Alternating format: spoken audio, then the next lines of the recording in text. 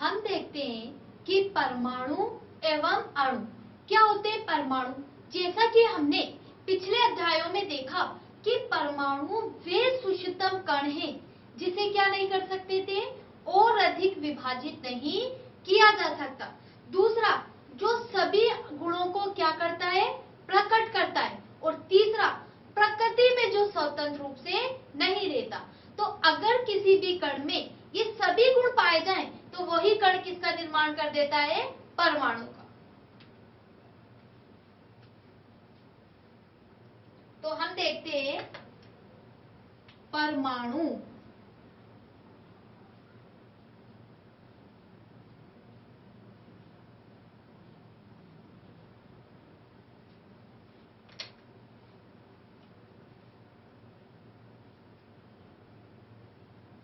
वे सूक्ष्मतम कण हैं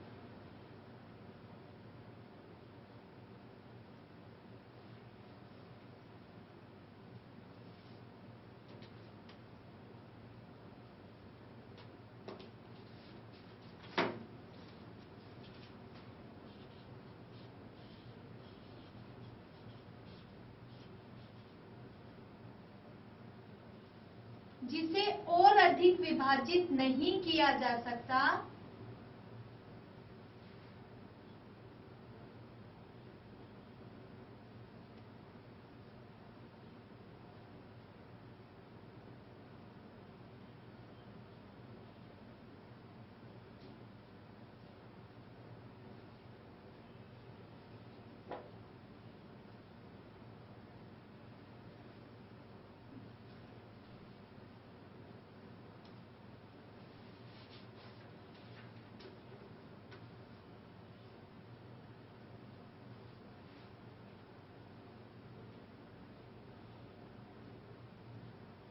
क्या कहलाता है, परमाणु।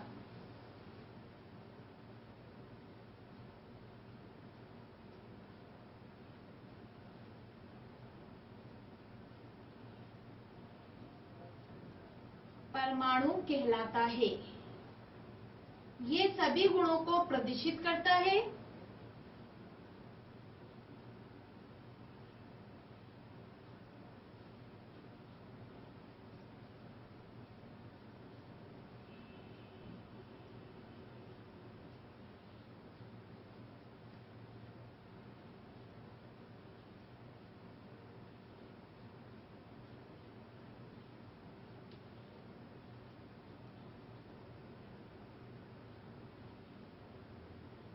ये सभी गुणों को क्या करता है, प्रदर्शित करता है, और प्रकृति में स्वतंत्र अवस्था में नहीं रहता, यानी परमाणु कभी भी स्वतंत्र अवस्था में नहीं पाया जाता।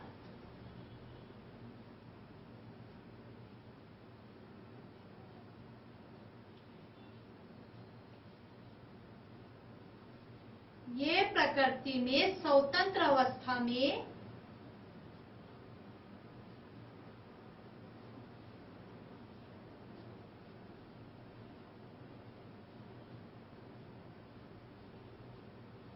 नहीं पाया जाता।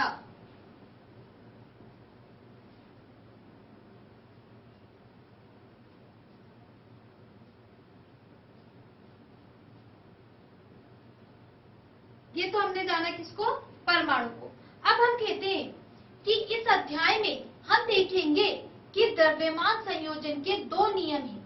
अब ये नियम किसने दिए, दो वैज्ञानिक आए, लवाइजिये, जिसे रासायनिक विज्ञान का क्या कहा जाता है, पिता कहा जाता है, और दूसरा जो वैज्ञानिक आए उन्हें बोला प्राउस्ट। तो इन्होंने द्रव्यमान संरक्षण के दो नियम ही दिए। तो पहला जो नियम दिया वो तो किया द्रव्यमान संरक्षण का नियम, और दूसरा जो नियम दिया वो दिया स्थिर अनुपात का नियम। तो दो वैज्ञानिक आए, रसायन विज्ञान का पिता,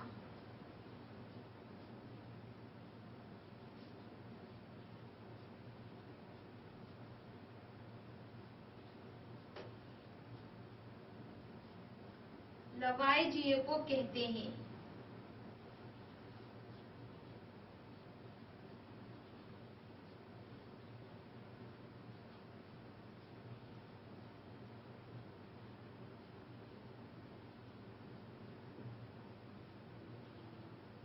कहते हैं।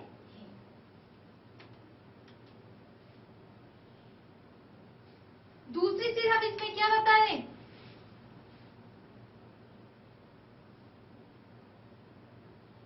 द्रव्यमान संयोजन के दो नियम आए।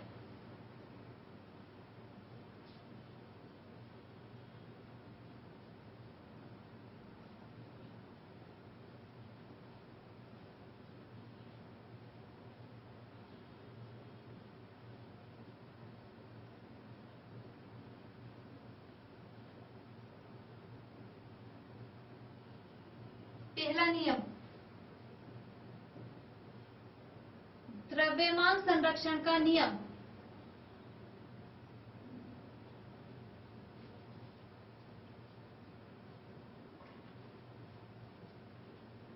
द्रव्यमान संयोजन के दो नियम बताए।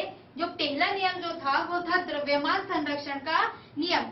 इस नियम के अनुसार किसी भी रासायनिक अभिक्रिया में क्रिया करने वाले, हम क्या कह रहे हैं, हमने रासायनिक अभिक्रिया में क्या लेते हैं, भाग लेने वाली या क्रिया करने वाले पदार्थ का द्रव्यमान क्रिया के दौरान बनने वाले यानी उत्पाद के द्रव्यमान के बराबर होता है। तो पहला जो नियम आया वो आया द्रव्यमान संरक्षण का नियम।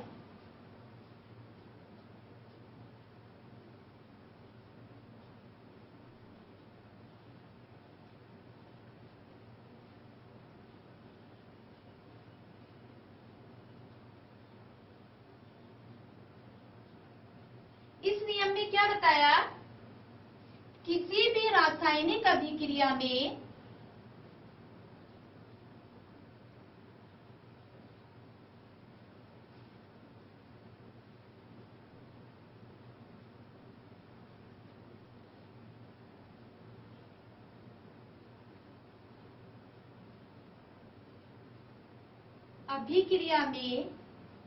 क्रिया करने वाले, जिन्हें हम क्या बोलते हैं, अभिकारक, क्रिया करने वाले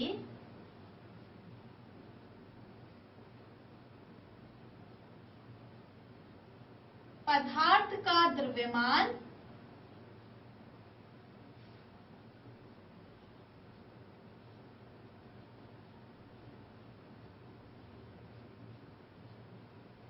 क्रिया के दौरान बनने वाले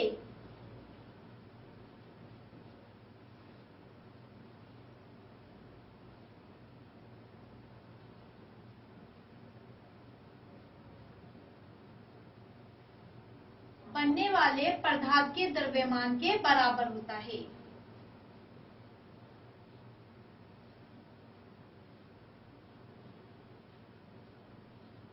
पदार्थ के द्रव्यमान के बराबर होता है।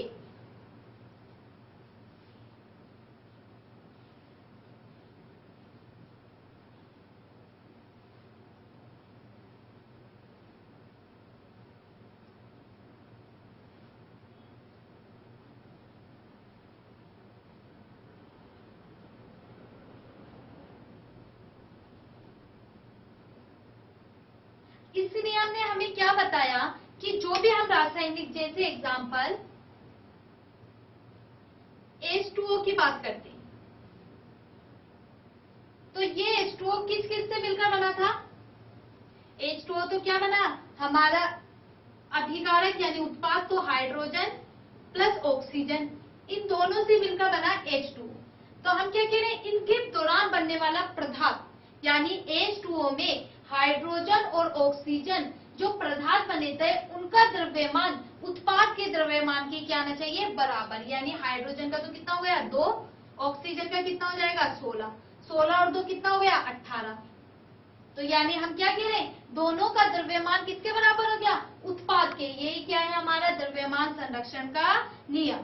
अब एग्जांपल देखिए, क्रियाकलाप जैसे कि हम क्या ले लेते हैं, एक बीकर ले लेते हैं,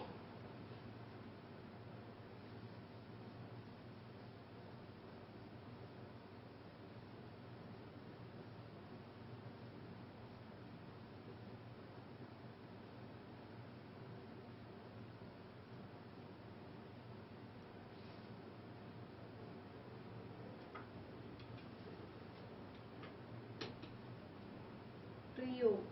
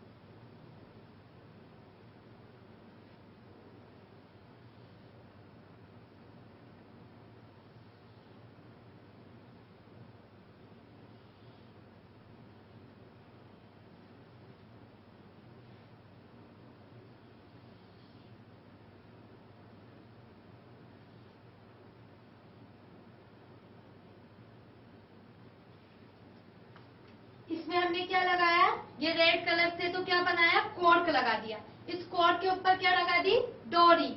इस डोरी से यानी हमने इस डोरी का संबंध किससे करा,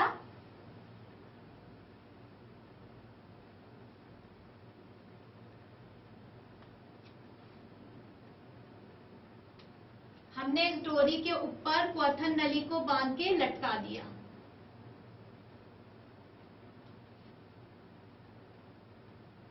हमने एक शंक्वाकार फ्लास्क लिया, इस शंक्वाकार फ्लास्क के ऊपर कॉर्क लगा दिया।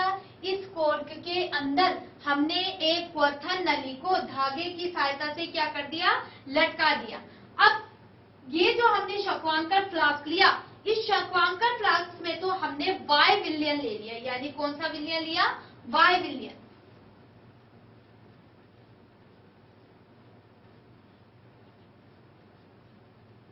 और ये जो हमने क्वथन नली ली, इसमें हमने ले लिया एक्स विलयन। ये हमारी क्या मिल गई हमें, डोरी। ये क्या लगाया हमने, कॉर्क। ये क्या है, शंक्वाकार फ्लास्क।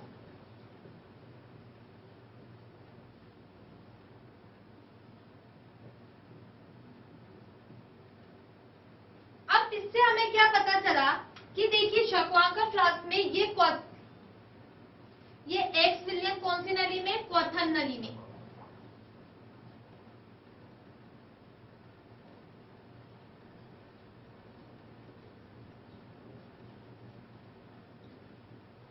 इसमें हमने सॉल्यूशन डाल दिया।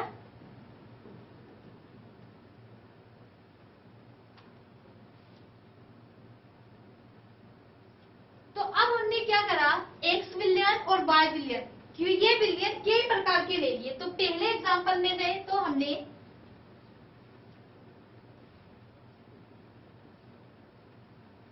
एक्स विलयन और इधर वाई विलयन, इसकी सारणी बना ली।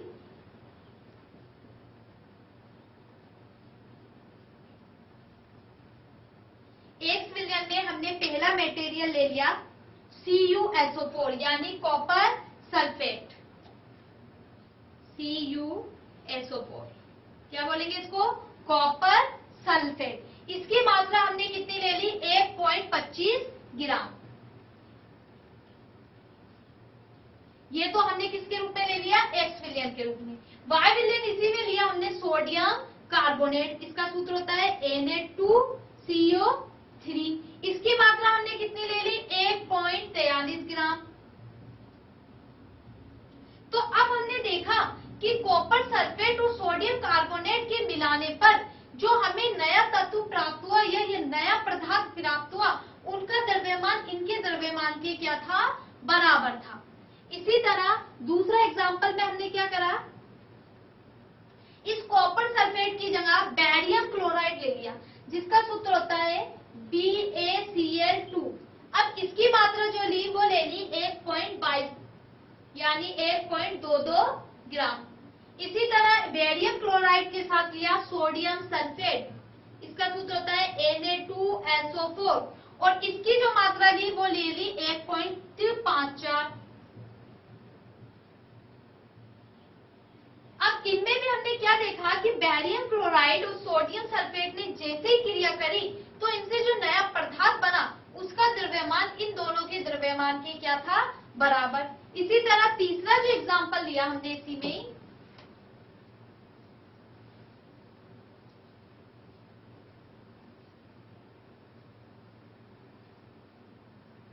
तीसरे में हमने क्या ले लिया, लेड नाइट्रेट यानी PbNO3।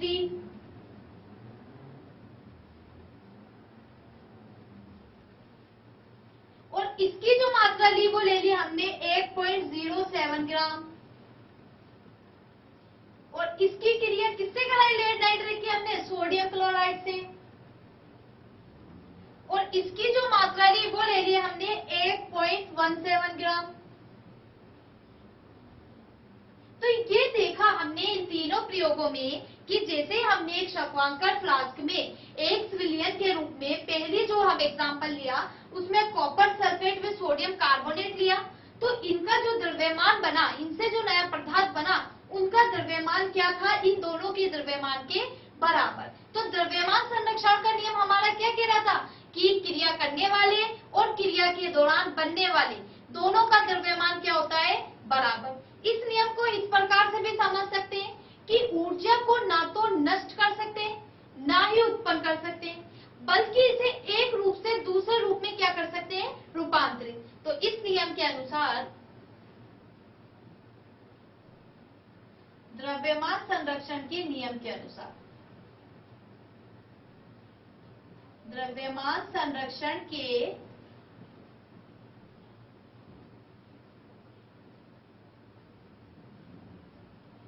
नियम के अनुसार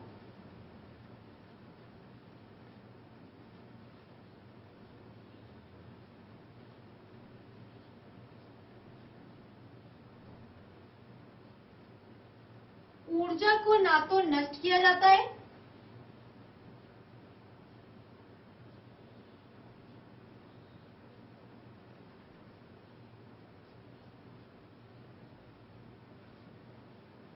नष्ट कर सकते हैं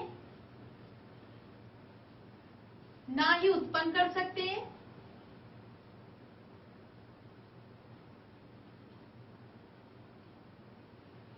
और ना ही उत्पन्न कर सकते हैं।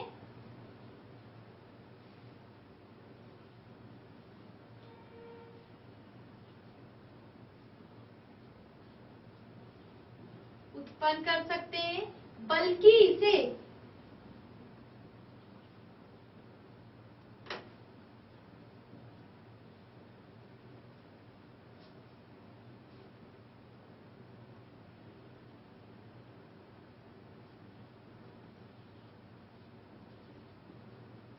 एक रूप से दूसरे रूप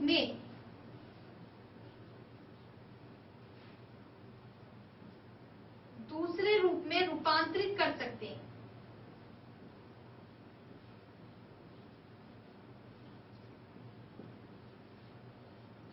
रूपांतरित कर सकते हैं।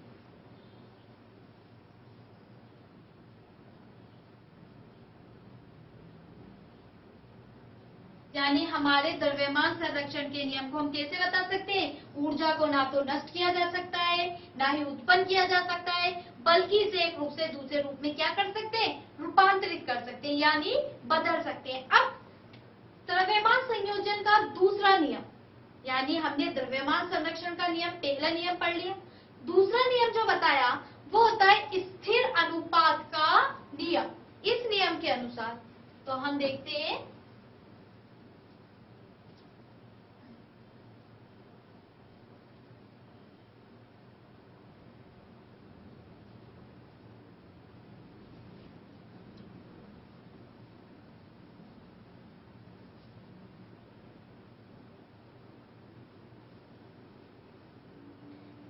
स्थिर अनुपात का नियम। दूसरा नियम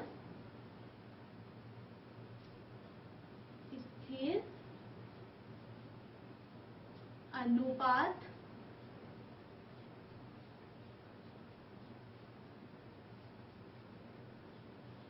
का नियम। स्थिर अनुपात के नियम के अनुसार इसमें क्या होता है, कोई भी यौगिक दो या दो से अधिक, हम क्या कह रहे हैं, कोई भी यौगिक दो या दो से अधिक तत्वों से क्या होता है, मिलकर बना होता है। किसी भी यौगिक में तत्व सदैव एक निश्चित अवयवों के द्रव्यमान के अनुपात में होते हैं। यानी कोई भी यौगिक यानी सोडियम क्लोराइड बनाने के लिए हमें क्या कह रहे हैं, दो या दो से अधिक यानी सोडियम और क्लोरीन दोनों मिलते हैं, और इन दोनों का मिलना में द्रव्यमानों का अनुपात क्या होता है, निश्चित होता है। इसे क्या बोलेंगे, स्थिर द्रव्यमान का नियम।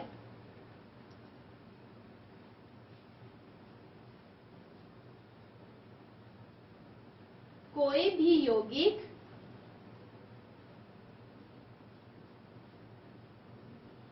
दो या दो से अधिक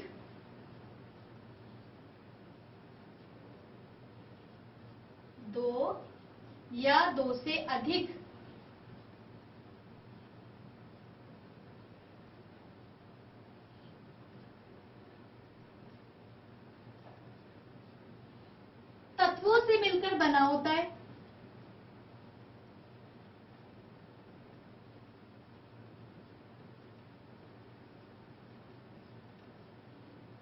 मिलकर बना होता है।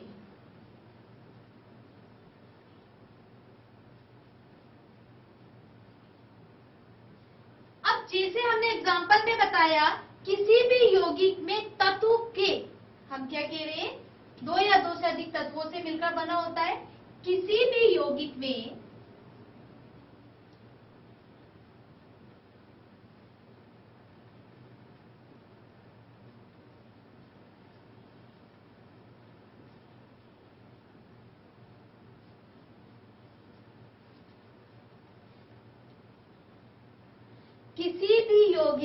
तत्व सदैव एक निश्चित द्रव्यमान अवयवों के रूप में होता है।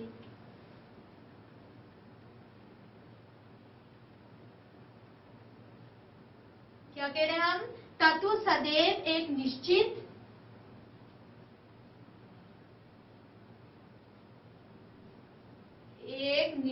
किसके अनुपात में होगा, द्रव्यमान अवयवों के अनुपात में।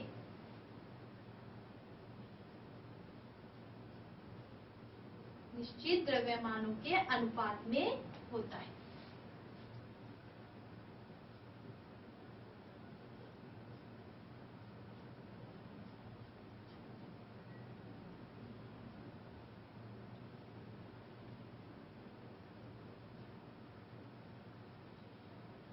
इसे कौन सा क्या नियम कहेंगे, स्थिर अनुपात का नियम। अब एग्जांपल वही ले लेते हैं हम, जैसे कि स्थिर अनुपात के नियम में क्या कह रहे हैं हम, जल का ले लेते हैं। जल में H2 प्लस O2 मिलाकर किसका बना निर्माण करा, H2O का।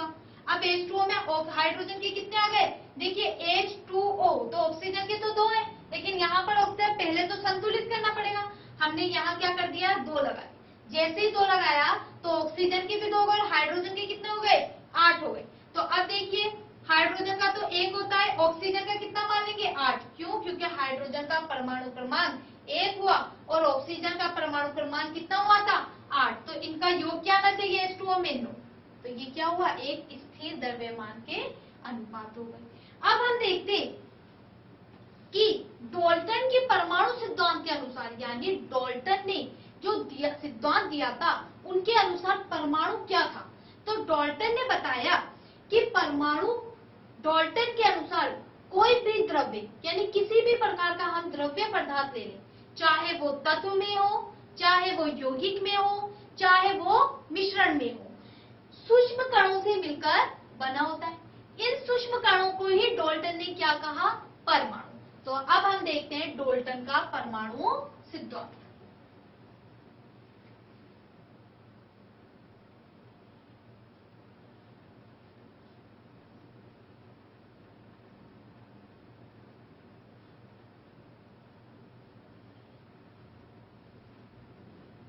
डाल्टन का परमाणु सिद्धांत।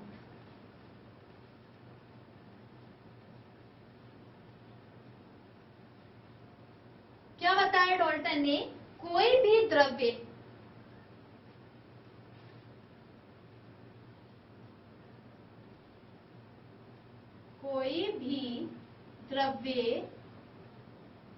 चाहे तत्व हो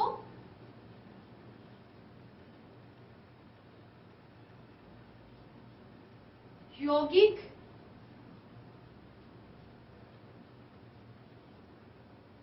चाहे तत्व यौगिक या मिश्रण हो,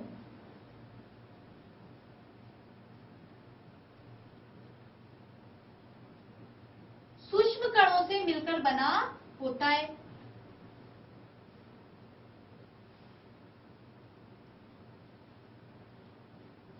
सूक्ष्म कणों से मिलकर बना होता है।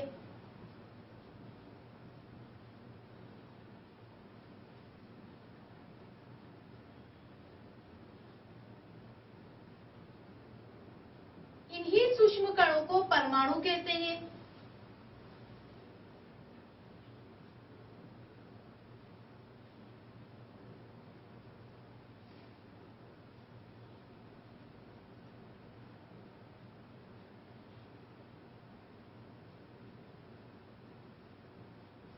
परमाणु कहते हैं।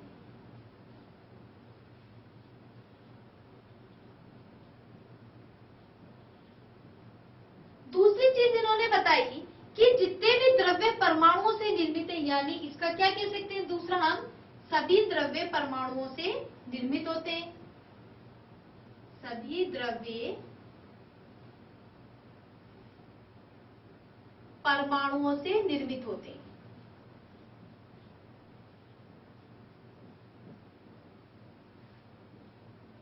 परमाणुओं से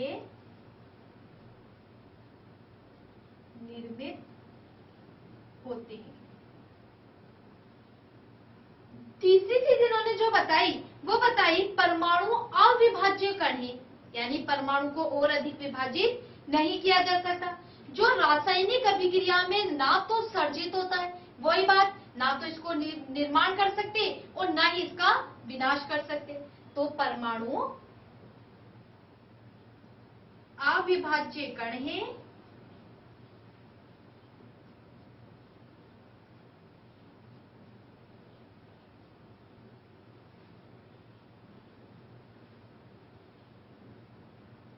जिसे रासायनिक अभिक्रिया में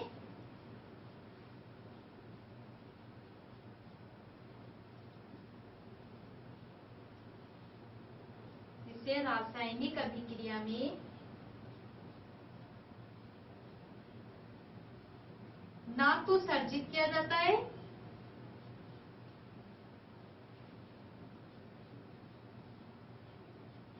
सर्जित का मतलब निर्माण,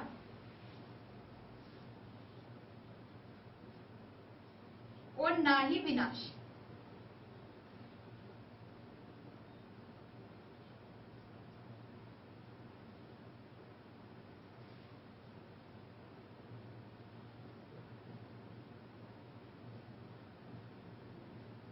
ना ही विनाश।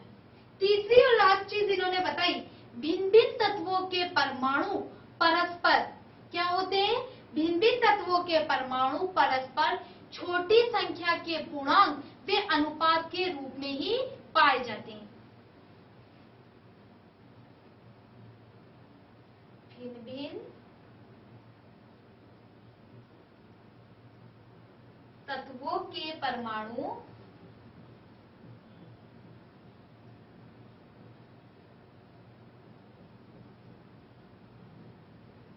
परस्पर छोटी संख्या के पूर्णांक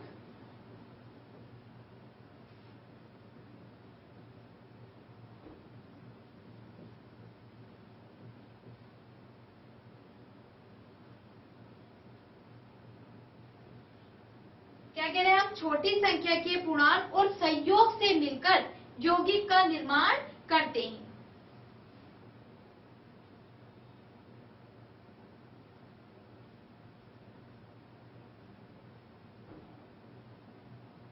छोटी संख्या के पूर्णांक से संयोग कर यौगिक का निर्माण करते हैं।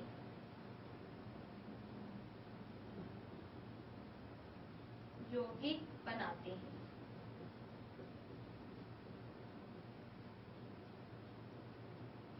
ये हो गया हमारा डाल्टन का परमाणु सिद्धांत। अब हम बात करेंगे कि आपको दो या दो से अधिक यौगिक दे देगा और बताएगा कि बताइए कि इनका कुल यौगिक द्रव्यमान क्या होगा। तो इस तरह के क्वेश्चन को हम कैसे सॉल्व करेंगे,